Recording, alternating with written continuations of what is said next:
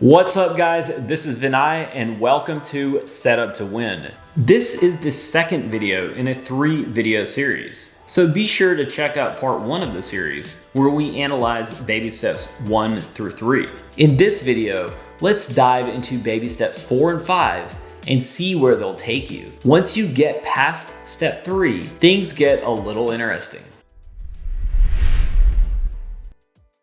Baby step number 4 is to invest 15% of your income into retirement.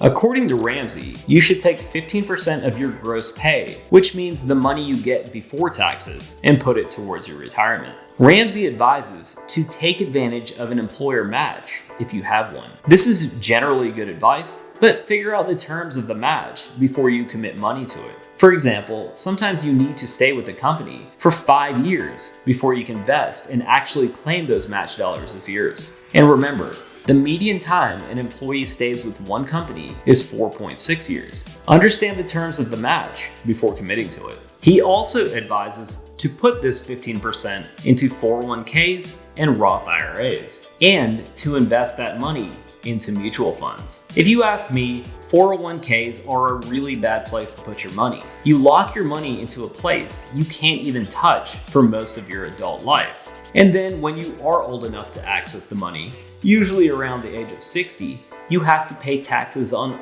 all the money you pull out.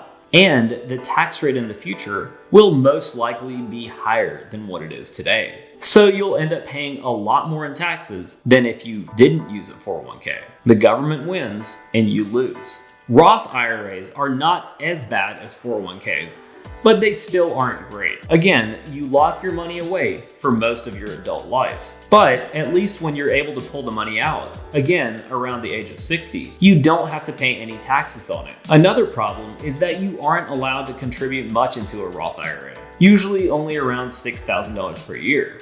And you can only contribute into one if you make around $139,000 or less per year, or around $200,000 per year if you are a married couple filing jointly. Now, let's talk about the mutual funds that Ramsey pushes. Keep in mind that Ramsey has his own financial advisors who push you towards certain mutual funds. And these mutual funds are loaded up with fees that pretty much destroy any returns that you might have. And these fees are paid whether your account goes up or down.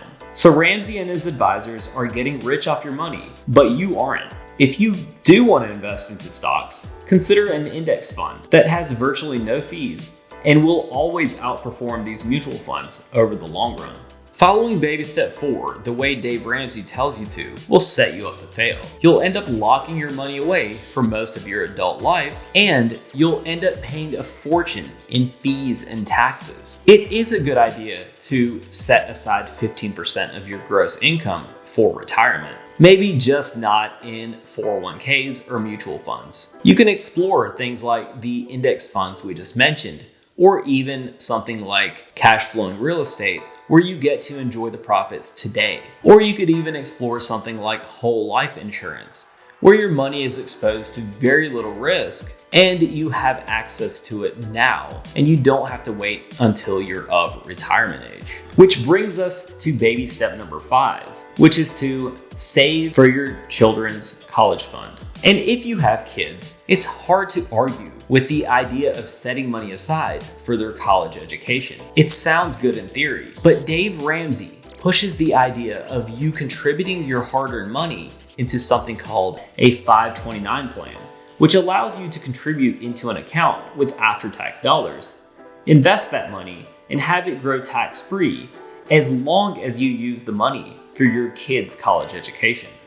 But when you look into 529 plans, they're actually pretty horrible. 529 plans can hurt your chances of getting any financial aid. Schools will see what you have in your 529 plan and expect you to use those funds before they offer you any assistance. So you're actually penalized for saving. And you have very limited options on where you can invest those $529. And these options come with even higher management fees than mutual funds. This is because on top of the regular fee, the government gets a management fee as well. And because you'll be withdrawing money over a short period of time, maybe the 4 to 5 years your kid is in college, you are at the whims of the stock market. What if your kid is about to enter college and the stock market crashes? Your 529 account value could go way below the amount you even put into the account. And it oftentimes takes years for the market to recover. And you can only use the 529 for qualified education expenses. What if your kid doesn't want to go to college? If you ask anyone who knows what they're talking about, and I'm not talking about the people who make money in fees from managing your 529, they will tell you to avoid 529s like the plague. Generally speaking, if you want to set aside money for your kid's future, more power to you. But you can do things that make a little more sense. You don't need to voluntarily handcuff yourself with that 529 plan for no reason. You'd be better off saving and investing your money outside of these plans. You'll have total control of your money and you can use it to help your kid, whether it be for college expenses or anything else. So looking back on Dave Ramsey's baby steps number 4 and 5, let's see if they actually make sense. Baby step 4 was to invest 15% of your gross income into retirement. This is generally a good idea to put money aside for the future, but the way Ramsey tells you to do it through 401ks and mutual funds has very limited benefits for you. And baby step number 5 was to save for your children's college fund. Putting money away for your kid's future is a terrific idea. It's a great way to give them a head start in life. But the way Ramsey pushes through his 529 plans is bad advice. If you follow the money, it makes a lot of sense why Dave Ramsey pushes this advice. He and his team make lots of money off fees for managing those mutual funds and 529 plans that you put your hard-earned money into. It's good for him because he gets those fees, but definitely not good for you. Following baby steps 4 and 5 to a T will not get you ahead. If it's your goal to build wealth, then be very careful in interpreting these steps very strictly. And make sure to check out part 3 of our series, where we dive into baby steps 6 and 7 and give an overall analysis of the baby step program. Please comment below with any thoughts you have about baby steps 4 or 5. And if you like this video, please like, share, and of course subscribe. I'll see you guys next time.